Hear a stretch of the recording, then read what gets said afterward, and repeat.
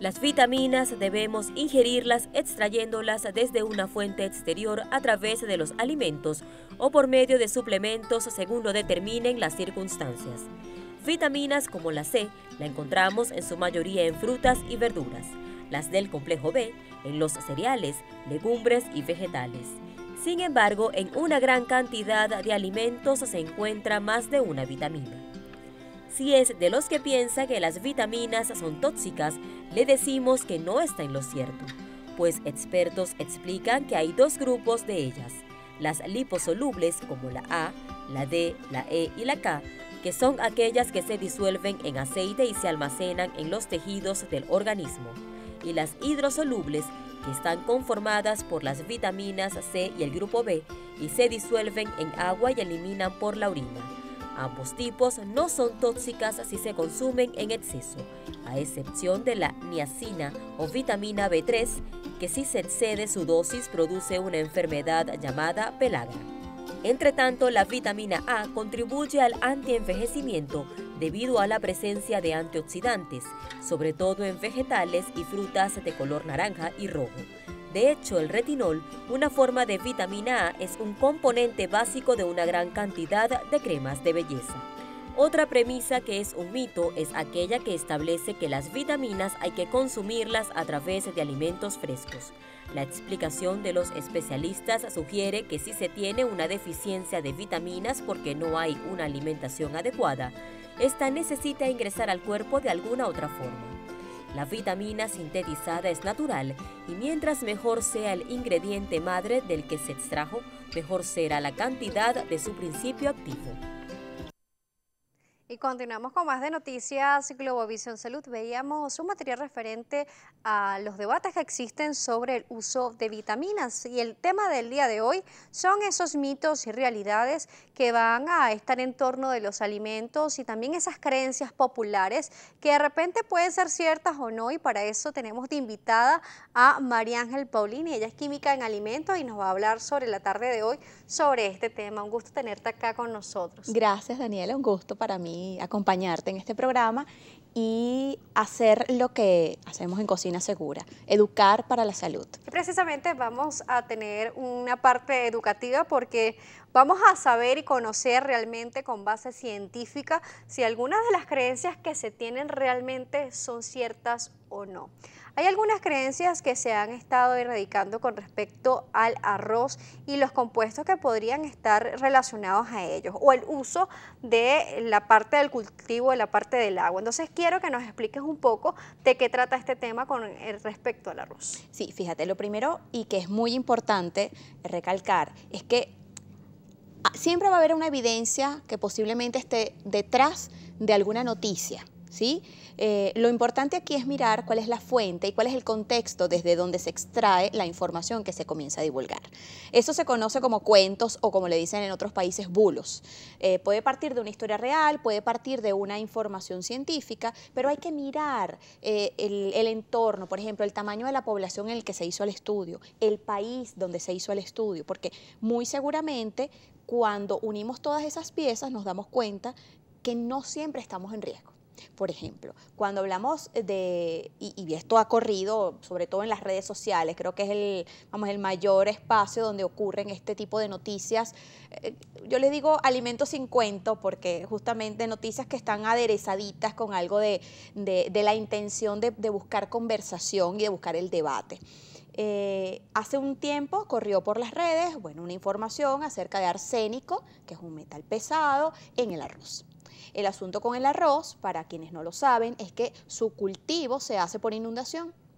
Y no es que el arroz tenga arsénico en sí mismo, el asunto es que el agua con la que se produce la inundación de los campos pudiera contener este metal. Entonces, ¿a qué hay que prestarle atención? Y eso no nos toca a nosotros como consumidores, sino finalmente le toca al que está en el campo, analizar la calidad del agua con la que se hace esa irrigación. Como generalmente es un agua subterránea, es un agua de efluentes, puedes tener ciertas cantidades de arsénico, pero estas cantidades siempre deben ser controladas por la autoridad pertinente. Y eso, por supuesto, atañe a cada país.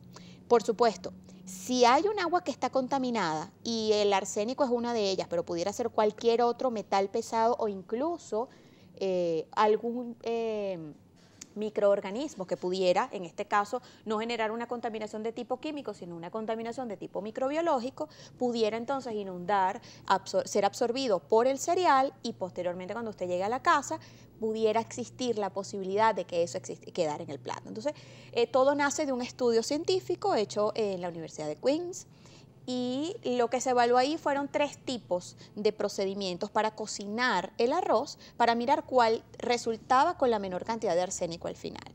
En este estudio, vamos a decir, el mejor procedimiento fue hacerlo como hacemos la pasta tradicionalmente, es decir, con una proporción de 5:1. Entonces, lo que vimos en las noticias, lo que vimos en estos cuentos a través de las redes sociales es que ahora el arroz, para evitar la intoxicación por metales pesados, había que cocinarlo como si fuese pasta. Lo que no miramos allí es, uno, cuántas personas en el mundo consumen arroz más de una vez al día como a lo por ejemplo largo, en China. como por ejemplo en China, como por ejemplo en India y en muchos otros países. Y son la población más grande que existe a nivel mundial, ¿sí?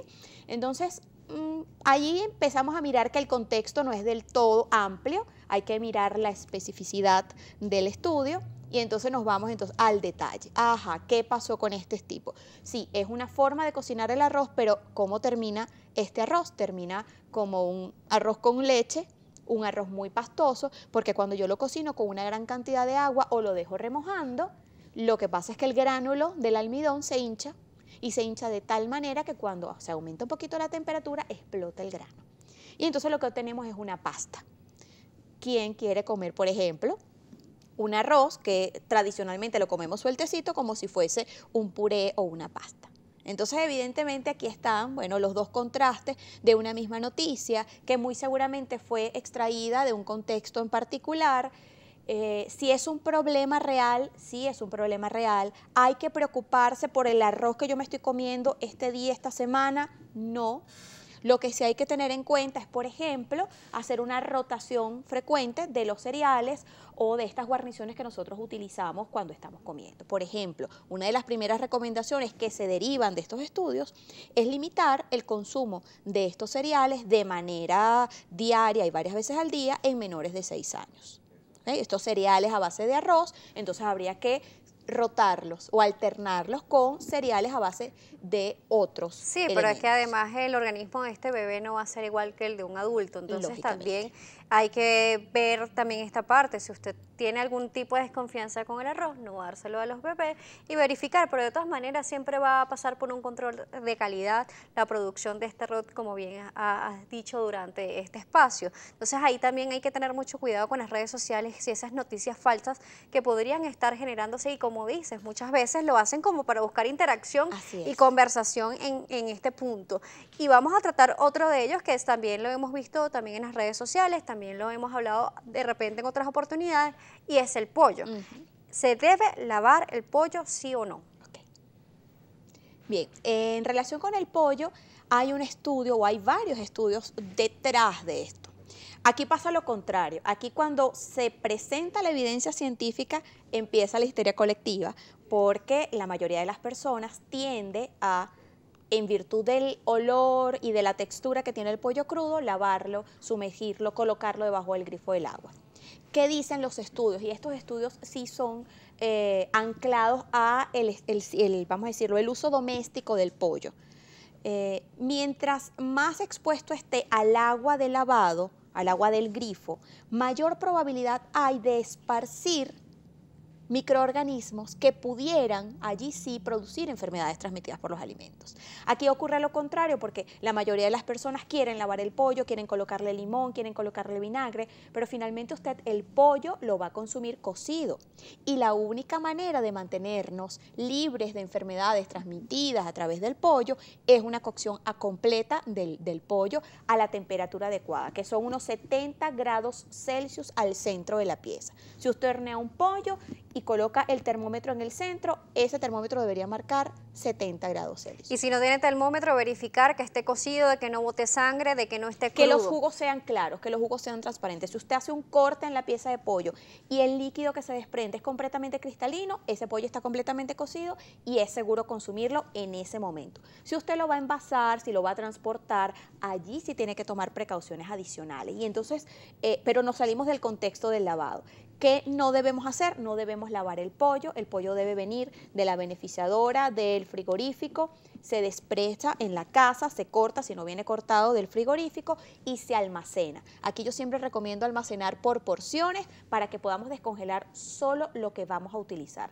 Y luego de descongelar de manera apropiada en la parte menos fría del refrigerador, entonces someterlo a cocción sin pasar por el lavado. Aquí quiero aclararlo. Porque aquí cuando está el pollo por lo menos congelado y se saca de repente por pieza o lo congelaron completo, ¿qué hacen enseguida? Llevarlo al lavaplato y meterlo bajo un chorro de agua o agarrar algún tipo de envase, llenarlo de agua y sumergir el pollo. Entonces esto también es un error en donde se puede incurrir bastante, ¿no? Sí, y nos ponen mucho riesgo. Aquí sí nos ponen riesgo a todos en la casa, porque esa agua que salpica, esas microgotas pueden llegar a alimentos que están incluso muy cerca del área de trabajo, a la ropa, a nuestras manos, incluso a la cara. Y si hay niños cerca, esos niños también pudieran salpicarse con un agua que tiene microorganismos que pudieran transmitir enfermedades. Entonces es bien importante que, salvando el acervo cultural y las costumbres, nos podamos dar cuenta de cómo muchas de esas tradiciones que vimos en la televisión o que aprendimos en casa no necesariamente son seguras en este momento. No lavar el pollo y cocinarlo bien también son las recomendaciones muy específicas. María Ángel, vamos a hacer una pausa aquí en Noticias Globovisión Salud. En la próxima parte seguiremos conociendo esos mitos o realidades relacionados a la parte de la alimentación. Estamos hablando con María Ángel Paulini. Ella es químico en alimentos y ella nos está explicando cómo se comportan los alimentos ante ciertas circunstancias, como lo decíamos en este momento, al lavar el pollo y la contaminación que se podría generar. Entonces, no lavar el pollo. Pausa.